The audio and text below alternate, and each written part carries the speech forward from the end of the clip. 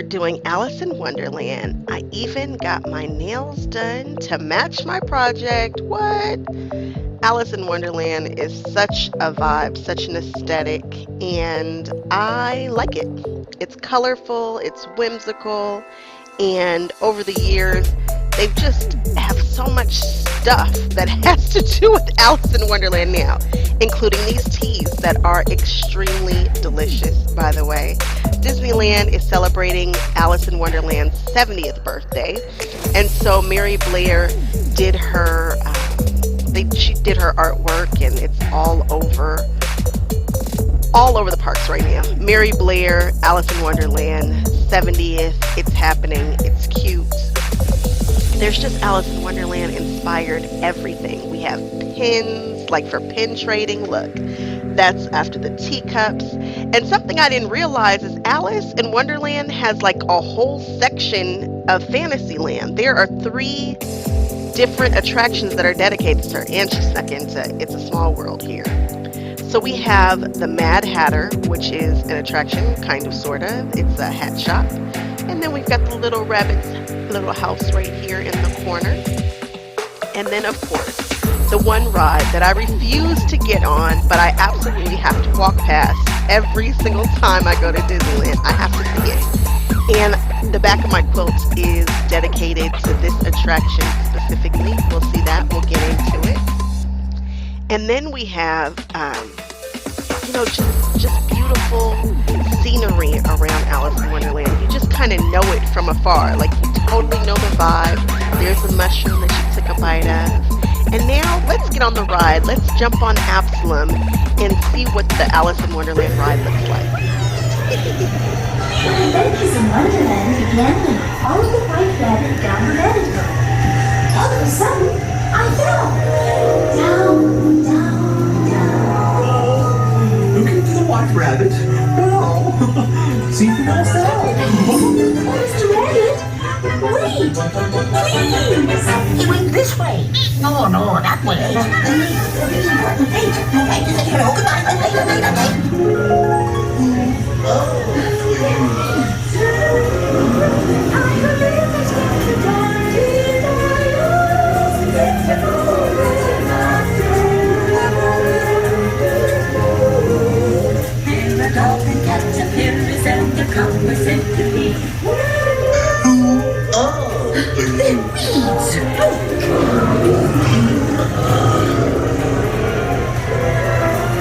Now this is curious.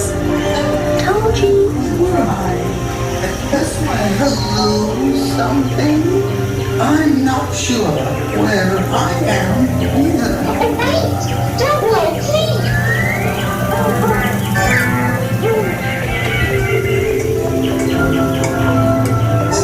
By the way, he went this way.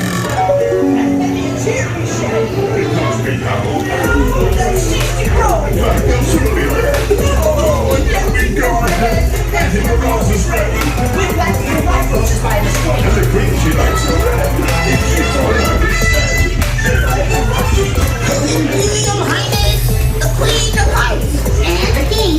Shall we play croquet? Rule 42, the Queen always wins.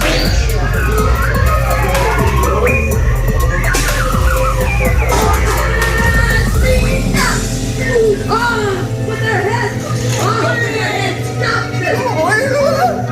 Goodness.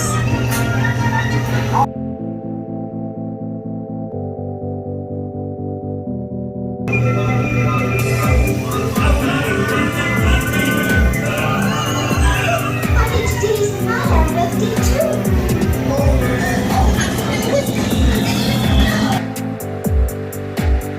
So after experiencing all these attractions and looking at them, and then Tula Pink releasing her Curiouser and Curiouser the same year, I decided to come up with this. This is my interpretation of the Alice in Wonderland quilt.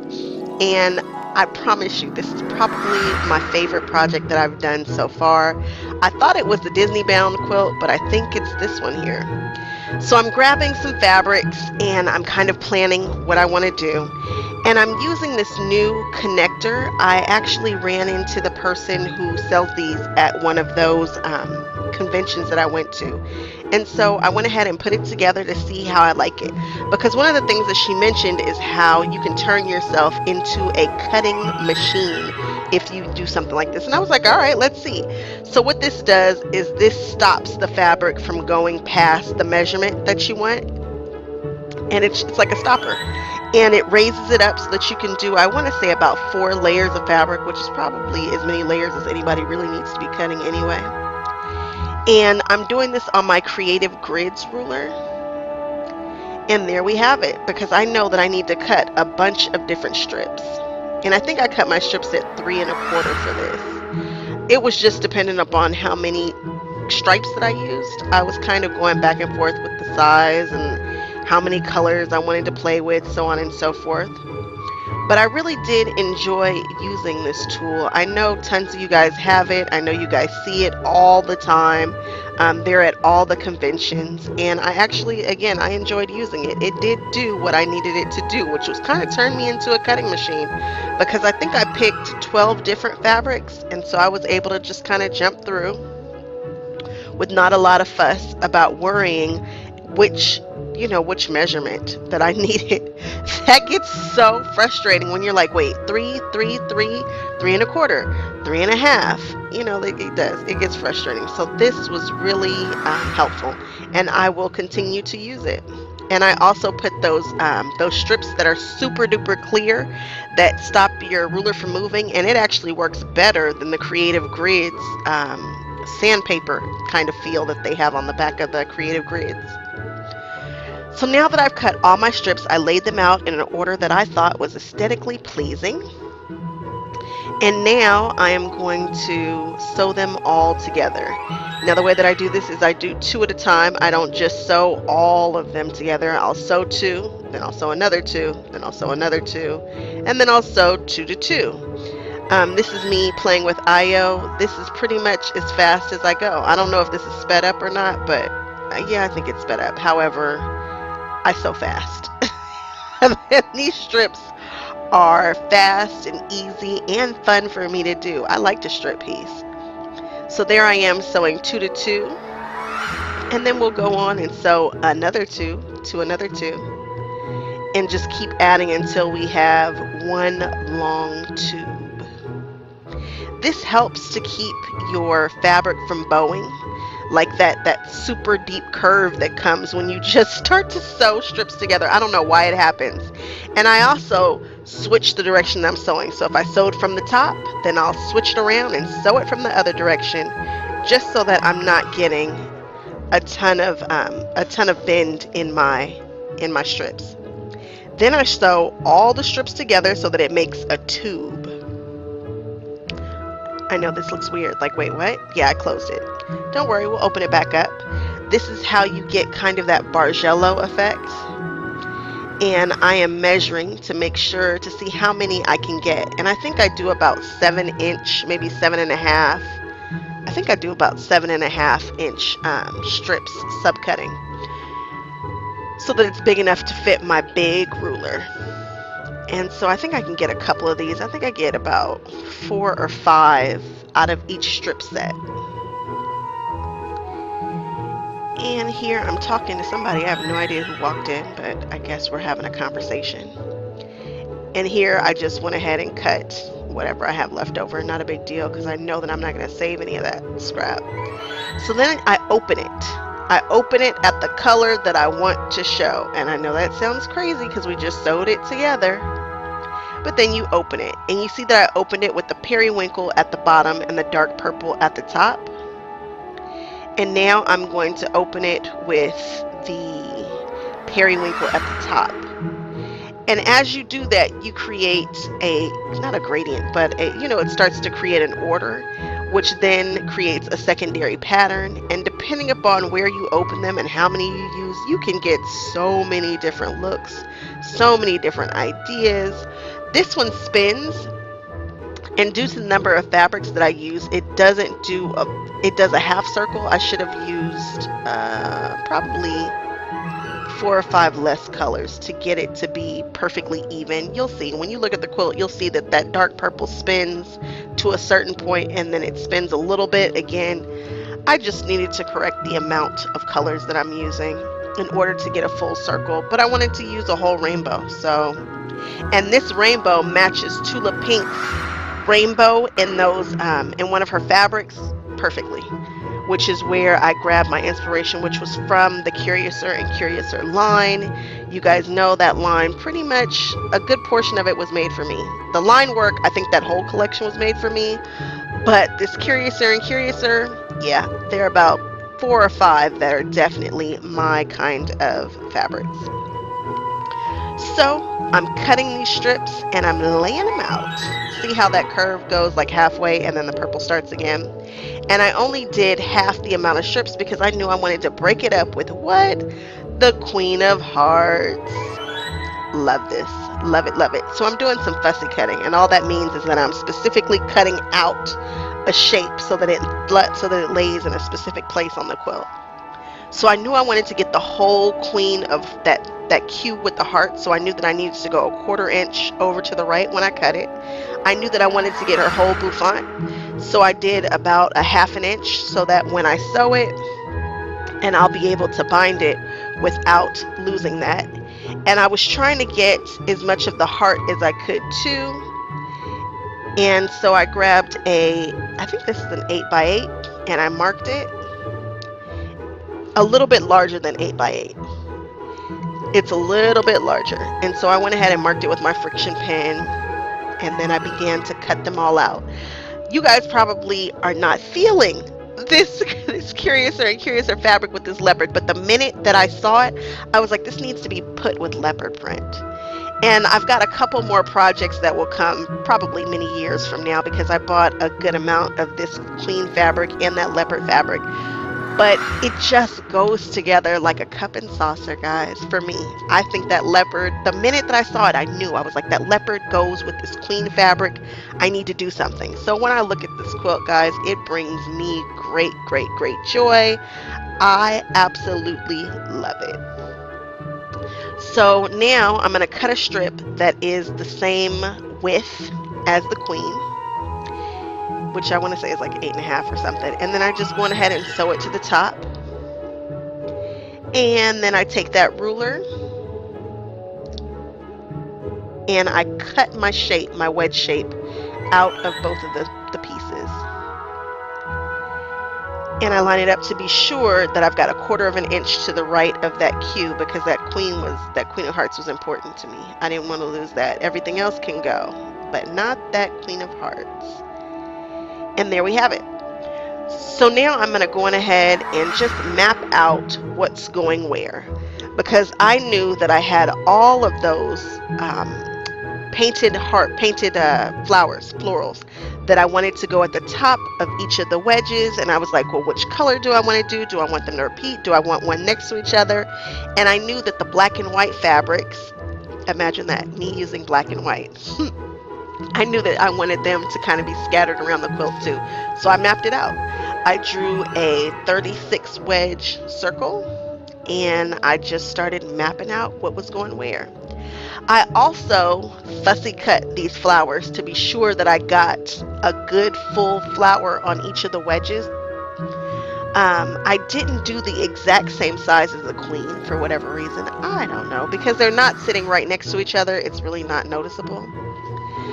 I would like everybody to know that these are not identical. I do not think that the blue is identical to the yellow, which is identical to the pink. I think that Tula has a slight variation on all of these flowers. I could not find the repeat to be exact, because my initial idea was to sew them together so that one side was pink and one side was blue, and they lined up exactly. I couldn't find the repeat. It might be in there, but I don't think it is. I think that these are all kind of slightly different in a way. I think they're turned differently. I couldn't find the repeat. So I've just decided that it doesn't exist. But like I was saying, I did the same thing. I grabbed these blue ones, then I grabbed the green ones. I love this because in the story it talks about painting the flowers red, but Tula Pink's variation on this is just genius. It's painting the flowers these rainbow colors. The colors are so vivid in person. I think this is probably one of my favorites. I think the queen is my favorite in pink. I like her in red. I have some of that too. And I'll actually be hoarding this fabric because I've got some ideas for it way down the line. Like nothing coming up soon, but you know, stuff is hard to get, and Tula stuff will go for like $300 a yard after a while. After a couple of years when you can't get it and you really want it. I think I'd like to do a buy any bag. There are a million buy any bags made out of this material. People have done all kinds of different variations, and I think I want one also. Tula Pink and buy any go together like a cup and saucer too. Imagine that. So you're just watching me do a ton of fussy cutting on this lime green fabric. I do the same thing with the blue, and I think, did I incorporate some pink? There might be some pink flowers in there too. I can't quite remember exactly what this quilt looks like off the top of my head, but, oh, yep, I did. I did some pink.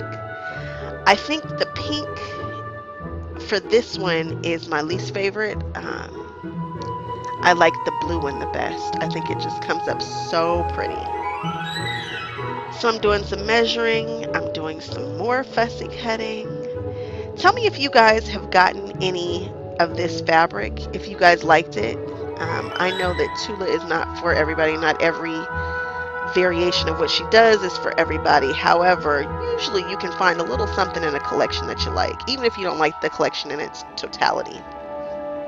So I decided that one of the wedges need to have a black and white stripe. Of course, absolutely. If you want to see Tula's fabric sing, throw it with a black and white stripe. She actually has a black and white stripe in her All Stars line right now, which makes me very, very happy. But that black and white is my jam. And I just threw that down the center. And we're cutting it out, and we've got a nice rose. Those roses are actually directional. If you see that one, and if you see this one right here, they are not the right direction. Like I mean, it's a circle quilt, so it kind of depends about where you're standing. However, the drip should be facing downward.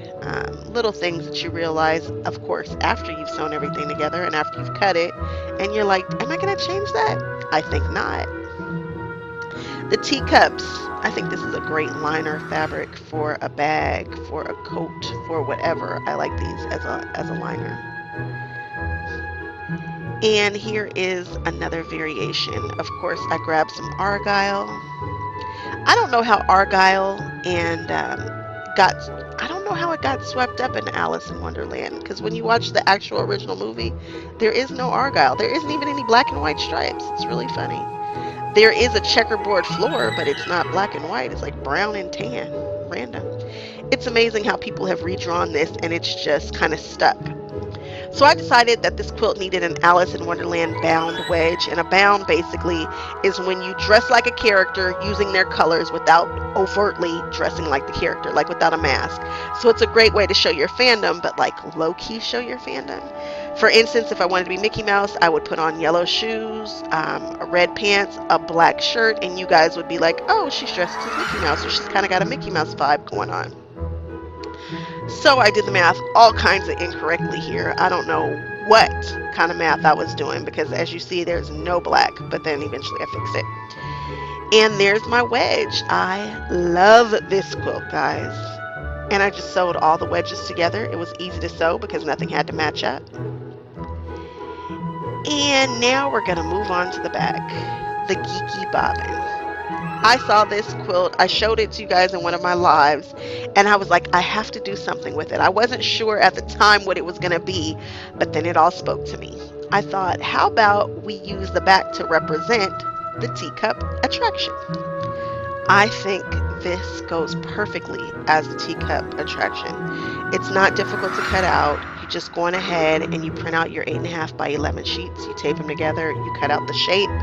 Then you take that shape and lay it on the fabric and cut that out. Don't worry, you'll see more shapes. You'll see me doing some more cutting coming. Now, if you are scared to sew curves like I am, I don't like sewing curves. I really do not enjoy it, but I do it and I get pretty decent results. Pretty decent. That one there is a little choppier than I like.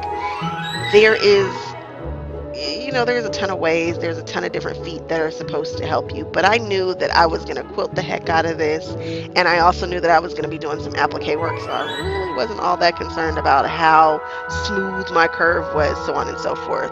I just wanted you to get the gist of the curve and the design. So you just keep sewing on the back, just keep sewing on the wedges, start with the smallest one, and then just keep going. It took me a little while. This is it's a fast sew. It doesn't have to be, forever. This is a couple of days and this quilt can be done because they're really some larger pieces. And what I did was find the wedges that had the most of these cutouts, and I started with those first. I usually start with the hardest first, so that way you're cooking with gas by the time you get to like the sections that only have one or two. It's just the way I move. I always do that with most projects, is start with the most difficult thing first. And so you're going ahead and it gives you the little notches that tell you where to match up everything so that it matches up well. And if you are a super accurate sewer and if you go slow, unlike me, you guys know that I do not sew slow. I have a million projects that I'm trying to get out for us, so I don't have time to be accurate. I'm not overly accurate, guys. I'm just not. It just does not freak me out. It doesn't bother me. If it does, I'll take my time. If it really bothers me, I'll seam rip. But guys, I'm cooking with gas, so we're moving. So you're just going ahead and sew those wedges together, and look at how it comes together. It's such a trip how this big old circle quilt comes together in these wedges like pie strips, which is how the front of the quilt goes together. I think the symmetry on this is just genius. This is probably one of my better ideas. Now remember, when you give your quilt to the quilter, they can only be concerned about one side of the quilt. This is the back of my quilt. So when you quilt by nature, it's going to do some shifting. And although my quilter she's a genius, she does things really well, she cannot center this perfectly and be watching it. So if you look at my quilt, look around the edge, you will see that this is the background color, and there's about 2 inches different on one side than there is on the other. But it happens gradual and it kind of adds to the design, and so I've decided that I love it. This is probably the largest piece that you will have to cut out. It's a big one. So I'm going to use some some pins, some straight pins, to just hold it in place while I cut around it. And this is exactly how you do all of them. It tells you how to tape them together, and then you tape them together and cut out a larger shape. I am recently working on something that has required me to use a larger sheet of paper than 8.5 by 11, which I really do enjoy. However, most patterns come with the 8.5 by 11 because people can print these at home. I never print these at home because I think it's just too much ink to go through, so I always take them like Staples and have them printed out and do that. Very, very seldom do I print them out at home, especially if it's depending on how many pages it is. Okay, so this is me laying it out so that you guys can see how this comes together. Isn't it cute? Oh, I picked all the colors from the teacup attraction, so it's really representative of the actual ride. When you see it in the picture next to the ride, you can kind of see that the colors match. There's one that matches really, really well. And so this is how the background goes on. It works perfectly. I mean, this is just a nice, easy pattern. I love piecing the backs of my quilts with tops that look like this because there's not a million seams. It's dynamic, it's modern, it's funky, it's just, guys, this quilt makes my heart sing if you can't tell. So I went ahead and grabbed my Cricut and cut out all of the shapes that I wanted and tested them in various sizes and placement in black and white paper. Then I took it, once I was happy with it, put it on some fabric with some fusible and cut it out with the Cricut. Nice and easy. And we're doing layers here, so we are just going to iron it down because I have heat and bond on the back of my fabric.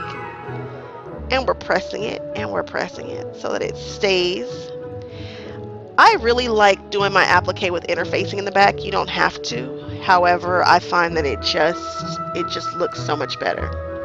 If I use pins, I'm going to stick myself, so I've decided to use the pin Moors today so that I don't stick myself, because I get myself every time. I like to use a blanket stitch, which is on my old machine. You guys know that IO is a straight stitch, and so I'm using a blanket stitch here. And I go all around the inside and the outside of all of the teacups, and there they are. Isn't it cute, guys? Oh, I'm a fan. So I don't know how to leave well enough alone, and I decided that I wanted the queen on here. There is an image of the queen in the cricket that she's pointing, and it looks like she's saying off with her head. So I decided to put her in the middle of the quilt in vinyl with the heat press. And so this is just heat transfer vinyl, which means you can iron it on. I chose to piece that circle inside instead of applique it down. I don't know why, I just did. Either one works fine in my opinion. Sometimes you don't want the raw edge though. And so I didn't on this one, so I pieced it. So it's actually sewn into there. And there's the queen. Isn't she cute? And you can't really see her if you're not looking for her, but I think it's cute that she's like off with her head. If I was really thinking, I would have had her pointing directly at the Alice wedge, which is right above her, but hey, again, you get what you get. You don't throw a fit.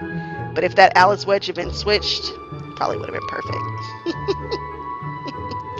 If you guys do this quilt, do it that way, because, you know, it makes it better. So I am flipping and I am ironing them and I'm holding. Now this is Cricut vinyl. I prefer to use Caesar. Caesar comes off a little bit better. I think that the Cricut vinyl, the smart vinyl, the plastic sheet is just a little too thick for the heat to get through for the amount of time that they say. So just keep going until it sticks, until you're happy with it. And then I had it quilted right over there with no issues. My quilter does not have a problem quilting over vinyl, which is good because I have another quilt that uses it. Guys, if you've made it this far, I love you, I love you, I love you. Please like, comment, subscribe, hang out with me, check out my other videos. I've got lots of craziness. And this is my quilt. It's huge. It's 70 by 70. It doesn't look that big, but it is. Again, guys, thanks so much. And here are a couple of suggestions for videos to watch. Like, comment, subscribe, and I will see you guys on the next one. Bye-bye.